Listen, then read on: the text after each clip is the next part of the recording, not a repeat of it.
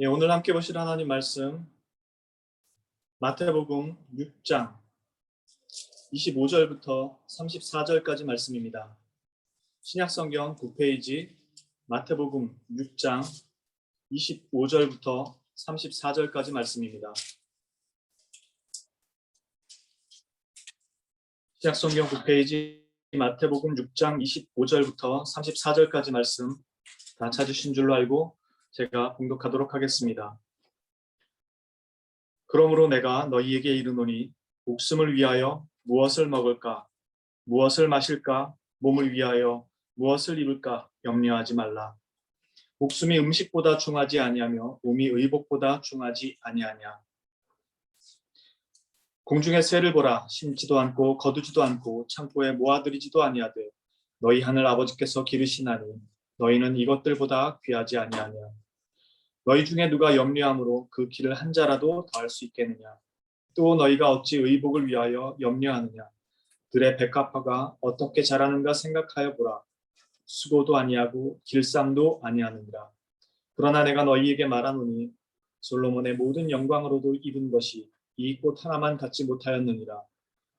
오늘 있다가 내일 아궁이에 던져지는 들풀도 하나님이 이렇게 입히시거든 하물며 너희일까 보냐. 믿음이 작은 자들아.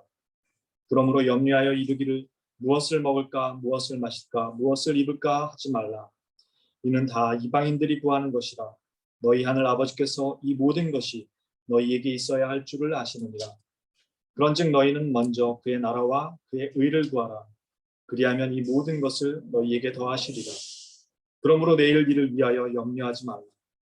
내일 일은 내일이 염려할 것이요 한날의 괴로움은 그날로 족하니라. 아멘. 네, 오늘 말씀은 지난주에 누가복음에서 함께 보았던 말씀과 거의 같은 내용이죠. 후반부 구절이 좀 다르기는 하지만 본질적인 내용은 거의 같습니다.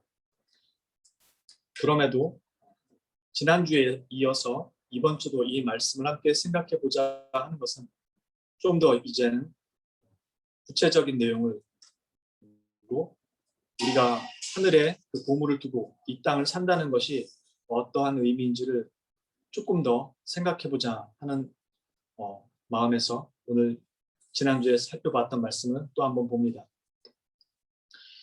먼저 지난주 누가복음에서는 이 본문 말씀 앞에 한 부자의 비유가 있었죠. 땅에 많은 소출을 얻은 사람이 이 소출을 다 어떻게 할까 고민하는 내용이 있었습니다.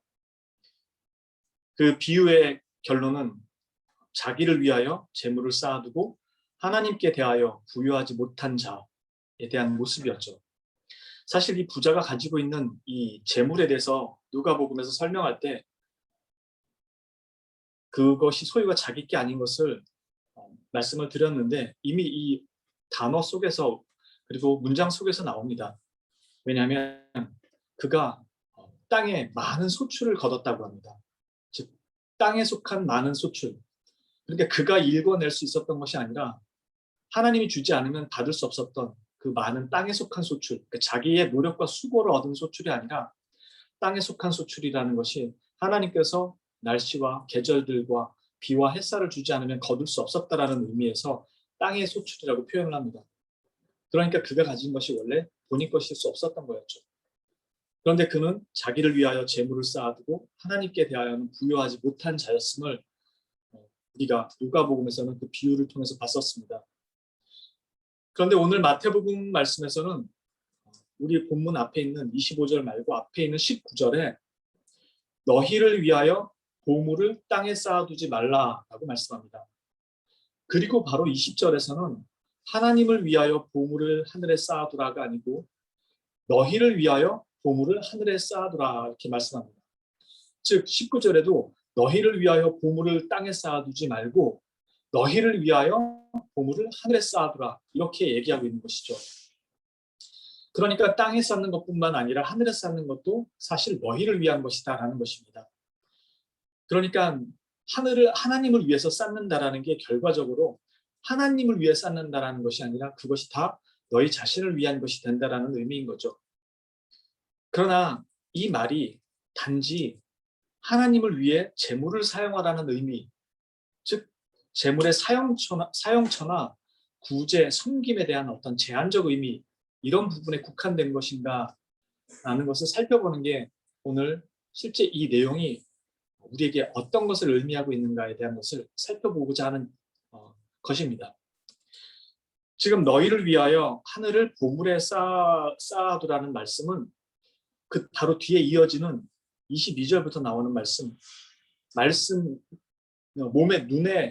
눈이 몸의 등불이라고 하는 말씀을 통해서, 말씀은 눈이 밝고 어두운 이야기로, 지금 너희를 위하여 하늘의 보물을 쌓아두라는 이 말씀은 눈이 밝고 아니면 어두운 그 이야기로 이어집니다. 구제와 섬김으로 보이는 듯한 이 이야기가 눈에 밝고 어두움으로 인해서 온몸이 겪게 될 이야기로 이어지고 있는 것입니다. 그러니 실상은 이것이 육체의 눈을 의미하고 있는 것인가 라고 할 때 이것은 단지 그런 의미가 아님을 우리가 쉽게 이해할 수 있다는 것이죠. 지금 하늘의 보물을 쌓아두라, 땅에 보물을 쌓아두지 말라라는 이야기가 눈에 밝고 어둠을 통해서 몸이 어둡고 밝아지는, 대비되는 사건을 얘기해 주는 것을 통해서 눈의 어두움이란 단지 실제적인 눈의 어두움이 아니라 영적 어두움을 가리키고 있음을 우리가 알 수 있는 것이죠. 그렇기에 이 눈의 밝음은 뒤에 이어지는 두 주인에 대한 이야기로 같이 넘어갑니다. 바로 24절부터 나오는 한 사람이 두 주인을 섬길 수 없다는 이야기로 이어지죠. 바로 돈과 하나님을 겸하여 섬길 수 없다는 이야기로 이어지는 것입니다. 즉 눈이 어두운 사람은 돈을 섬기게 되고 눈이 밝은 사람은 하나님을 섬기게 된다는 것이죠. 이 눈은 육체의 눈이 아니기 때문에 이렇게 구별이 되는 거죠. 지금 너희를 위하여 땅에 보물을 쌓을지 하늘에 보물을 쌓을지에 대한 이야기는 결국 눈의 등불 이야기를 거쳐 돈과 하나님, 누구를 섬길 것인가에 대한 이야기로 이어진 것입니다. 땅에 보물을 쌓으려고 그는 돈의 노예가 되고 돈을 섬기는 자로 전락하게 되는 것이죠. 실상 돈을 자신이 부린다고 생각하지만 그 재산을 이 땅에 쌓아놓기 위해서는 돈에게 질질 끌려다니는 꼴이 되는 것입니다. 이렇게 되는 것은 궁극적으로는 자신이 모든 삶의 중심에 서기 때문에 그렇습니다. 이 땅에서의 인생의 모든 초점이 자기 자신에게 맞춰져 있는 까닭이기 때문에 생기는 것이죠. 반면에 하늘에 보물을 쌓는 사람은 하나님을 섬기는 자가 되는 것이고요. 이 말은 바꿔 말하면 하나님을 섬기는 자가 하늘에 보물을 쌓는 것이지 실상 하늘에 보물을 쌓았다 해서 하나님을 섬기는 자가 된다는 의미는 아니죠. 그리고 이 말은 곧 이 땅에서 돈과 재물을 팔아 하늘나라에서 하나님을 사거나 얻는 것이 아니라는 뜻입니다. 다시 말해서 이 땅에서 구제와 섬김을 베풀어서 그 대가로 하나님을 하늘나라에서 사들이거나 얻는 것은 아니라는 것이죠. 이 땅에서의 구제와 섬김이 저 세상에서의 하나님으로 대가를 전환시키는 것이 아니라는 것입니다. 한마디로 말해서 여기서 하나님을 섬기는 자, 즉 하나님과의 관계가 이 땅에서 정립되어 있는 자가 받을 하나님 나라에서의 상급은 역시 하나님과의 관계라는 것을 의미하는 것입니다. 즉 하나님께 무엇을 이 땅에서 드리고 하늘나라에서 그 상급으로 하나님을 받는다라는 것이 아니라 이 땅에서 하나님과 어떻게 사는 것이 그가 간 하늘나라에서의 하나님과의 관계로 똑같이 이어지고 있다는 것입니다.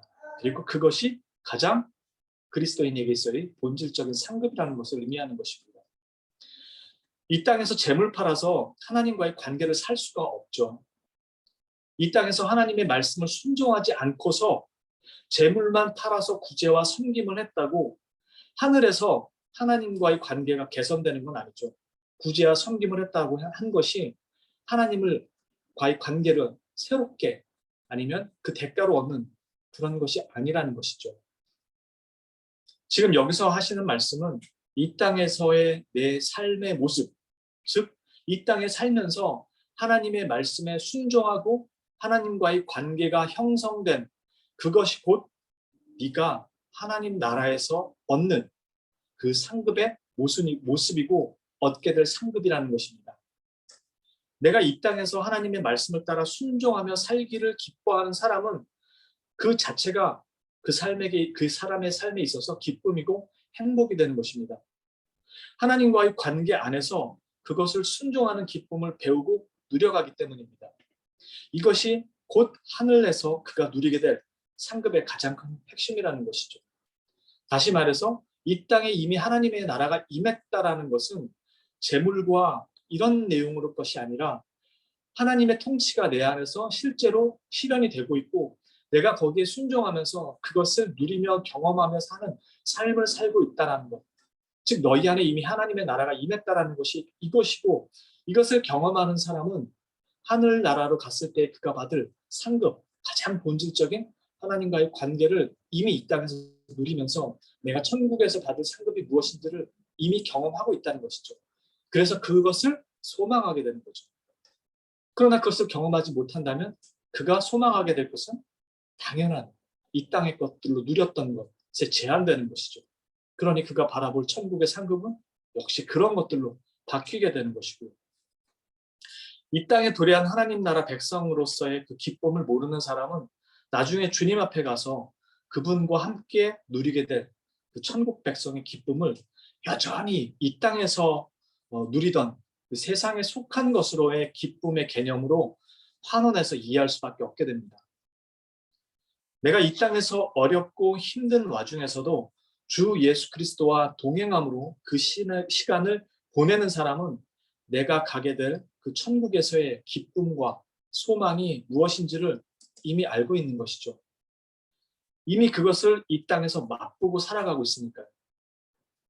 몸은 힘들고 고되고 상처가 있는데 그 속에서 나와 함께 가시는 하나님의 위로와 때때로 돌보심과 그러면서 더 놀라운 건 내가 절박한 가운데서 세상을 붙들지 않고 하나님 앞에 울며 불며 매달려가는, 그래서 내가 하나님을 의존해가는 삶으로 변화되어 가고 그리고 그 속에서 나에게 평안을 주시는 하나님을 조금씩 만나가는, 이것을 맛보고 사는 것이죠.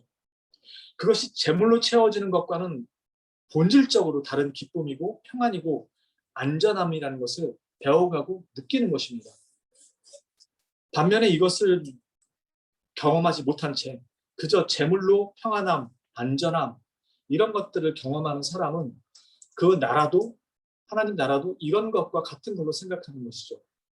진정 내 안에 임한 하나님의 나라, 그분의 통치를 경험하고 살지 못하고 있으니까요. 그러니 물질로밖에는 환원이 안 되는 거죠. 실제로 내 안에서 역사하시고 함께 하시는 그리스도로 말미암는 그 기쁨과 은혜의 역사와 임재가 우리 안에 있어야 하는데 그것이 없으니까 자꾸 받아서 누렸던 세상의 것으로 누렸던 것이 한 천국의 기쁨으로 자꾸 환원될 수밖에 없습니다. 그렇게 주님은 그분과의 관계가 우선임을 분명히 하시기에 먼저 그의 나라와 의를 구하라고 하시는 것이죠. 그분의 통치가 내 안에서 실제로 실현돼야 하고 나는 그분의 통치에 순종할 때 하나님의 임재가 내 안에서 어떻게 역사하시는지 경험하게 됩니다. 내가 그분을 제물로 섬기고 봉사하는 것으로 그분의 임재를 사들 수 있는 것이 아니기 때문입니다. 나는 그분의 말씀에 순종해서 그걸 누린 사람이기에 제물로 섬기고 봉사를 하는 것이죠. 제물로 섬기고 봉사해서 하나님의 임재를 끌어갖고 오는 것이 아니라요. 그러니 여기에 등장하는 믿음이라는 것은 제물로 섬기고 봉사에 대한 대가가 따라올 것이라는 믿음이 아니죠. 그분을 믿기에 순종하고 그것을 행하는 것이죠. 대가를 조건으로 하는 것이 아니라 그분을 온전히 신뢰하기에 하는 것입니다. 그리고 하나님께서는 나는 너희가 신뢰할 수 있는 바로 그 하나님이라는 것을 똑똑하고 능력 있는 그 감은 좋은 다윗의 아들 솔로몬에게 베푼 그 영광으로서가 아니라 이름 없는 들풀조차도 솔로몬보다 더 크게 누렸던 그 은혜를 말씀하심으로 우리에게 가르쳐 주시는 것입니다. 그것들이 하나님께 무엇을 드리고 얻은 영광이 아니었다라는 것을 우리에게 알게 하시는 것입니다. 그리하면 이 모든 것을 너희에게 더하시리라 하는 말씀은 너희가 구제하고 봉사하고 섬기고 이 모든 것들을 하면 그것을 더해서 이 나머지 모든 것들을 대가로 주겠다고 하신 말씀이 아니죠. 보시는 바와 같이 그분의 나라와 의를 구하면, 즉 제물로 구제하고 봉사하면이 아니라 하나님께서 너희에게 하신 그 말씀을 따라 순종하며 하나님의 통치와 하나님의 의를 따르는 사람으로 산다면 이 모든 것들은 주께서 더하신다는 것이었죠. 그런데 오늘 말씀의 마지막 구절은 내일 일을 위하여 염려하지 말라고 하시면서도 내일 일은 내일이 염려할 것이라고 말씀합니다. 그리고 한날의 괴로움은 그날로 족하다고 말씀하시죠. 지금 그의 나라와 그의 의를 구하라고 하시면서 이 모든 것들을 더하실 것이라고 하셨는데 이어진 문장은 내일 일은 내일이 염려할 것이라고 합니다. 즉 하나님이 더하실 것이라는 말이 내일부터는 아무 걱정 없는 날이 올 것이다가 아니라는 뜻입니다. 너희 먼저 그의 나라와 그의 의를 구하라. 그러면 내가 이 모든 것을 더하겠다라고 하셨을 때는 너희에게 모든 것이 끝나고 평안과 기쁨과 즐거움만 있을 것이다가 아니라 이어진 말씀은 그럼에도 내일 일은 내일이 염려할 것이라는 것입니다. 모든 근심 걱정을 다 해결해 주겠다라는 것이 아닙니다. 그 모든 근심 걱정을 네가 붙들어 매고 산다고 해서 답이 나오는 게 아니라는 것입니다. 그 근심 걱정을 내게 맡기라는 것이지 그런 일이 안 생긴다는 것이 아닙니다. 지금 주님이 하신 말씀은, 즉 믿음이란 이런 일이 안 생기게 만드는 것이 아니라 이런 일을 예수 그리스도와 함께 버티고 험난한 삶의 여정들을 그리스도 안에서 그분과 동행하며 넘어가는 것입니다. 하나님의 나라와 그의 의를 구하라. 그리하면 이 모든 것들을 더하실 것이라는 말씀은 우리에게 모든 것이 해결된다는 것이 아니고 우리가 매일매일이 부딪히는 괴로움과 어려움 속에서도 그것을 넘어갈 수 있는 모든 과정 하나하나를 주께서 동행하시며 그것들을 책임져 주실 것이라는 의미입니다. 그러니 그리스도를 벗어나서는 그 문제가 해결이 되지 않죠. 그러나 우리가 구하는 내용은 언제나 그리스도가 아닌 해결책이라고 생각하는 세상의 것들을 요구합니다. 주님 이거 해결해 주십시오. 주님 저거 해결해 주십시오. 그래서 우리는 이것이 해결된다면 사실 실상 우리 삶에는 주님을 찾지 않아도 되는 상황이 되는 것이죠. 그러니 우리는 끊임없이 주님한테 그걸 요구하고 살아가는 것과 같은 것입니다. 실제로 우리가 바라는 건 내일은 주님이 없어도 되는 삶을 주십시오라는 것이죠. 그러나 주님이 먼저 그의 나라와 그의 의를 구하라는 것은 그리스도가 없이는 안 되는 삶이라는 것을 잊지 말라는 것이죠. 언제나 그리스도를 먼저 구하는 삶에 너희가 그 그리스도의 절대적인 필요성을 놓치지 말라는 것입니다. 그렇기에 너희를 위하여 하늘의 보물을 쌓으라는 것은 이 땅에서 그리스도와 어떻게 함께 살아갈 것이냐에 의해 결정되는 것이고 그것은 단지 재물의 섬김과 구제라는 단편적인 측면을 말하는 것이 아닙니다. 훨씬 더 본질적인 문제, 즉 그리스도를 따라 그분이 내 삶에 들어와서 개입하시고 인도하시는 그것을 따라가는 것이죠. 그것을 우리는 하나님의 말씀을 따라 순종하며 산다고 말하는 것이기도 하고요. 내가 원하는 대로 해주세요가 아니라 주님이 원하는 대로 제가 따라갈 수 있도록 해주세요가 원래 우리 기도의 내용이 돼야 되는 거죠. 왜냐하면 그분은 언제나 정확하게 우리의 길을 인도하시는 분이니까요. 그래서 우리가 때때로 원하지 않는 길도 인도하시죠. 그래서 우리는 항상 너희는 먼저 그의 나라와 그분의 통치와 그분의 의를 구하라. 세상에 속한 것이 아닌 그분의 의를 구하라고 말씀하십니다. 그러면 나머지 너에게 있어서 때때로 필요하고 있어야 할 것이라고 생각되는 것들, 네가 생각하는 것들이 아닌 내가 생각하는 것들을 채울 것이라고 말씀합니다. 그래서 누구든지 내 이름으로, 내 안에서 내 이름으로 하나님, 주 예수 그리스도 안에서 주 예수 그리스도의 이름으로 구하는 것은 어떤 것도 받지 못할 것이 없다라는 말씀은 네가 원하는 것을 다 받는다는 것이 아니라 무엇을 구해야 하는지를 아는 그 믿음의 기도를 말씀하는 것이죠. 이 땅에서 그것을 경험하는 사람들이 하늘에 보물을 쌓아두라는 것입니다. 그 임재의 경험을 가진 자들은 그 어떤 보물과도 그것을 바꾸고 싶지 않을 테니까요. 그것이 어떤 것인지를 분명히 안다면 결코 그것을 재물의 개념으로 바꾸고 싶지는 않을 것입니다. 그러나 우리는 이 놀라운 은혜를 경험했다고 해서 다 생각처럼 그렇게 살지는 못한다는 것이죠. 그것이 우리의 연약함일 뿐만 아니라 완악한 죄된 모습이기도 하죠. 그것을 알지만 결코 그것을 먼저 찾아가는 법이 지극히 드물고 더딥니다. 실제로 신앙의 훈련이란 이것을 깨닫는 것이 아니라 이것을 행동으로 옮기는 것입니다. 우리는 늘상 예수님처럼 살겠다고 말하고 그렇게 살고 싶다고 말합니다. 그러나 실제로 우리의 삶의 기준은 예수님이 아니라 내 주위의 사람들입니다. 예수님은 나의 신앙의 기준이고 나의 삶의 기준은 주위의 사람과 환경이 됩니다. 나는 사치하지 않습니다. 왜냐하면 남들보다 더 돈을 쓰는 것도 아니고 남들보다 많이 가지고 있지도 않기 때문입니다. 나는 남들보다 평균에도 못 미치는 사람이기 때문입니다. 남들이 주식 얘기할 때 나는 생활고로 허덕이는 사람이기에 사치한 사람이 아닙니다. 이렇게 나의 기준은 언제나 남이 됩니다. 한 가정에 자가용이 한 대씩 있다가 이제는 두세 대가 있는 세대가 되었습니다. 어쩌면 식구별로 한 대씩 있는 세대도 되었다고 얘기할 수도 있을 것입니다. 남들이 그 정도면 나도 그 정도는 하고 살아야 됩니다. 그건 사치가 아닙니다. 남들도 다 그 정도 하니까요. 오히려 못 누리고 사는 나는 가난하고 불쌍한 사람일 뿐입니다. 내 삶의 기준은 이 사람들입니다. 주님이 사치하지 말라고 해서 나는 사치를 안 합니다. 나는 단지 남들이 하는 만큼만 할 뿐입니다. 신앙의 기준은 주님이고 삶의 기준은 세상 사람이 되는 것입니다.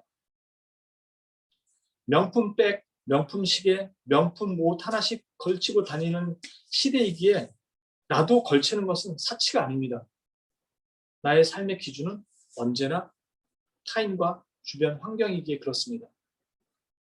그러나 교회에 가면 나는 예수님만 믿는 사람이기에 신앙인으로 변합니다. 그러나 일상에서의 삶의 기준은 예수 그리스도가 아니고 나의 주위 사람입니다. 항상 말씀을 가지고 와서 거기에 대한 실제적 삶의 기준은 세상과 주변 사람들에게 맞춰집니다. 너희 소유를 팔아 하늘에 다함 없는 배낭을 만들라는 말씀은 예수님이 나에게 주신 말씀입니다. 그래서 아멘으로 받습니다. 그런데 그 수준을 얼마큼 결정할 것인가는 남들이 살아가는 삶에 맞춰서 기준이 되어버립니다. 그래서 남들 기준에 맞춰서 자신의 잣대를 결정합니다. 그리스도인은 예수 그리스도를 믿을 뿐만 아니라 그분의 제자라는 뜻입니다. 그리스도인에게 있어서 비교의 대상은 오직 예수 그리스도뿐입니다. 오직 그분을 기준으로 삼는 것이며 그분을 닮아가는 것입니다. 바울 사도는 고린도전서 11장 1절에서 내가 그리스도를 본받는 자 된 것 같이 너희는 나를 본받는 자 되라고 합니다. 이것은 바울이 그리스도를 대신할 수 있다는 의미가 아니죠.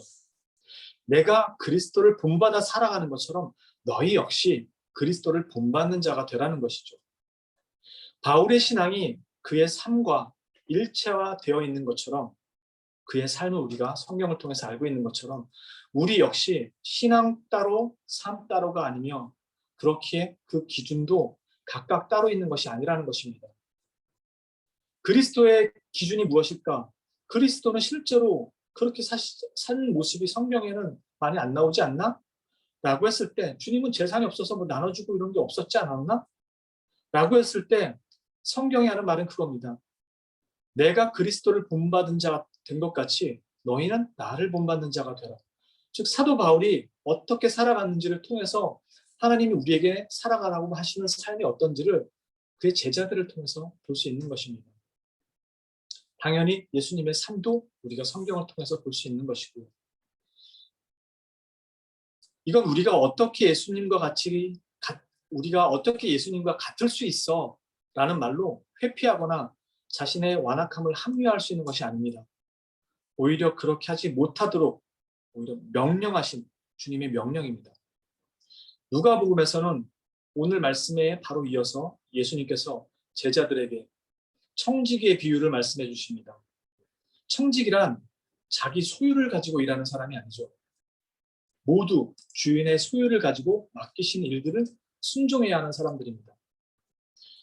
바울 사도는 빌립보서 4장 13절에서 내게 능력 주시는 자 안에서 내가 모든 것을 할 수 있느니라고 말합니다. 우리 모두 청지기로 부름을 받습니다. 즉 애초부터 내 것은 하나도 없다는 것입니다. 내게 능력 주시는 자 안에서 내가 모든 것을 할 수 있느니라 이 말, 그건 정말로 못하는 것이 없다는 능력, 믿고 기도하면 다 된다는 능력적 그런 의미를 얘기하는 것이 아니죠. 이 구절 바로 앞에 나는 비천에 처할 줄도 알고 풍부에 처할 줄도 알아 모든 일, 곧 배부름과 배고픔과 풍부와 궁핍에도 처할 줄 아는 일체의 비결을 배웠노라. 이렇게 얘기하고 나서 내게 능력 주시는 자 안에서 내가 모든 것을 할 수 있느니라 말한 것입니다. 즉 있으나 없으나 그것이 내게 제약이 되지 않는다는 것이죠. 어떤 상황에 놓여도 그것은 나에게 문제나 하등의 제약이 되지 않는다는 것이 있습니다. 오늘 말씀의 마지막 구절도 내일 일은 내일이 염려할 것이고 한날의 괴로움은 그날로 족하다는 것입니다.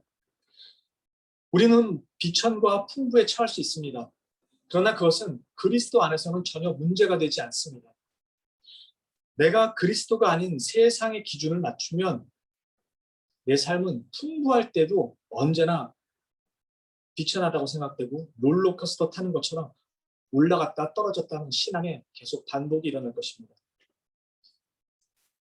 내일 일은 내일을 염려할 것이고 한날의 괴로움은 그날로 족하다는 것은 그것이 너희에게 속한 것이 아니라는 것과 지금 있고 없고가 전혀 제약이 되지 않는다라는 것을 우리에게 가르쳐 주시고 한낱 들풀조차도 내일을 걱정하며 살지 않았고 뭘 입을까 뭘 먹을까조차도 걱정하지 않았음에도 그것들이 다 가진 것이 세상 것으로 채워졌던 솔로몬의 영광보다 훨씬 크다는 말씀이었습니다. 하나님의 임재가 가장 크게 느껴지는 순간은 모든 절망의 한가운데서입니다. 하나님의 놀라운 역사의 가장 큰 정점은 예수 그리스도의 십자가의 죽음에서였습니다.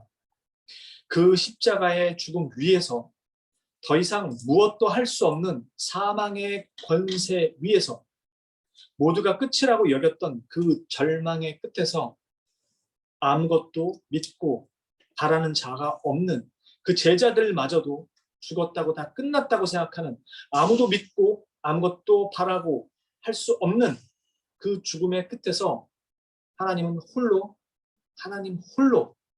신실하게 부활이라는 하나님의 역사를 시작하셨습니다.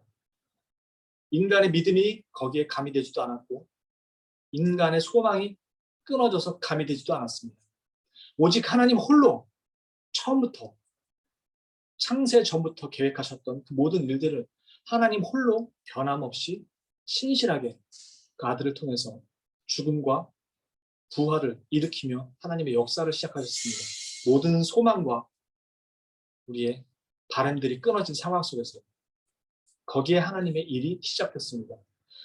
우리의 어떤 실수나 악함도 약함도 심지어 우리의 죄된 행동도 죄된 행위도 그분에게 제한이 되지 않음을 확인하게 됩니다.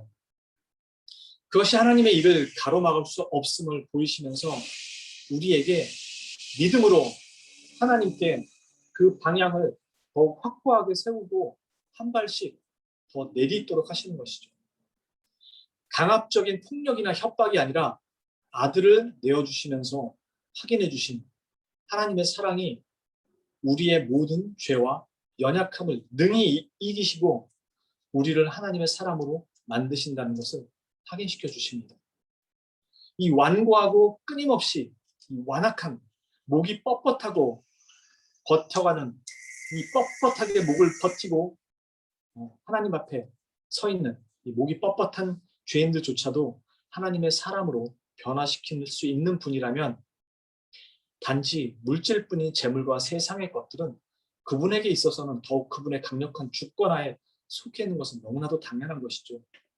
이 물질보다 이 인간, 이 완악한 인간들을 하나님의 사랑과 은혜로 변화시킬 수 있는 분이라면 이 재물과 물질들은 더더욱 아무것도 아닌 것이죠. 주님에게는. 그러므로 주님은 우리에게 세상을 기준으로 삼지 말고 나, 곧 주 예수 그리스도를 모든 신앙과 삶의 기준이요 방향으로 삼고 그 뒤를 따라오도록 하시는 것입니다. 아버지의 나라를 이미 받은 자이기에 우리가 여기서 본 것처럼 하나님께서 먼저 그의 나라와 그의 의를 하나님께서 그의 나라를 이미 다 주셨다고 누가복음에서 말씀하셨죠. 아버지의 나라를 이미 다 받은 자이기에 그러나 반드시 그리스도의 남은 고난을 그 육체에 채워야 하는 그러나 누구보다 영광스러운 자리를 향하는 자이기에 세상의 기준이 되지 않도록 하신 것입니다. 왜냐하면 그것이 곧 하늘에 다함 없는 보물을 쌓아놓는 것이기 때문입니다. 그것이 그 보물을 사모하는 자들이 살아가야 하는 삶의 모습이고 방식이기 때문입니다. 세상의 기준이 아닌 오직 예수 그리스도가 그들의 모든 기준이 되기 때문입니다. 바로 아버지의 나라를 상속받은 주 예수 그리스도를 본으로 삼으라고 하시는 것이죠. 모두가 이 땅에서 이 보물, 즉 예수 그리스도를 하나님을 소유하고 경험하며 살아가시며 세상이 제시하는 것들에 끌려가지 마시고 오직 우리에게 주신 그 하나님의 나라의 통치를 따르며 그것을 소망을 그 나라에 두시고 살아가시는 주님의 동행자들이 되시기를 진심으로 주님의 이름으로 축원합니다. 기도합니다. 거룩하신 주님, 우리에게 있어 실제로 가장 큰 보물은 주님이십니다. 우리는 그 보물이 이 땅에 속한 것이 아니라는 것을 잘 알면서도 우리는 그 보물보다는 다른 것들로 그 보물을 채우고 대체하려고 저희가 다른 것들을 더 많이 채울 때가 있습니다. 이 땅에서 하나님을 경험하지 못한 사람이 그 무엇으로 보물을 가졌고 누렸다고 할 수 있겠습니까? 우리의 눈이 띄어졌고 귀가 열렸다면 우리에게 있어 진짜 보물은 주님인 것을 분명히 확인하게 될 것입니다. 그리고 우리가 가서 누리게 될 우리가 만끽할 그 보물 그건 역시 그 하늘나라에 계신 우리 하나님 아버지인 것을 분명히 볼 수 있게 주님께서 강하게 붙들어 주시고 믿음을 더하여 주셔서 이 땅에서 주님으로 만족하며 살아가는 삶이 되게 하시고 그로 말미암아 우리가 가진 세상의 것들을 모두 기쁘게 주님을 위해 사용하고 세상을 위해 베풀고 나눌 수 있는 넉넉함을 가진 자로 세우셔서 하늘에 재물을 쌓아두고 보물을 쌓아둔다는 것이 단지 우리의 상급의 재물에 대한 대가가 아니라 하나님을 경험하고 동행하며 사는 하나님의 나라와 그 의를 구하며 그 통치 아래서 살았던 그 삶의 열매들인 것을 알게 하셔서 그것을 소망하고 바라는 자들의 삶이 될 수 있도록 인도하여 주시옵소서. 우리의 모든 궁핍함과 부족함과 넉넉함과 부유함 그 모든 순간순간이 주님으로 말미암고 주님과 함께함으로 얻는 것임을 기억하게 하셔서 사도 바울의 고백처럼 내가 비천해도 풍부해도 처할 줄 아는 그 일체의 비결을 배운 자로서 내게 능력 주시는 자 안에서 그 모든 것들을 행할 수 있는 그 어떠한 상황 속에서도 그것을 살아갈 수 있는 자들이 될 수 있도록 인도하여 주시옵소서. 언제나 우리를 그 자리로 인도하시며 지금도 그렇게 일하시는 그 하나님을 믿사옵고 거룩하시고 우리의 유일한 구속주여 인도자 되시는 구주 예수 그리스도의 이름으로 감사드리며 기도합니다. 아멘.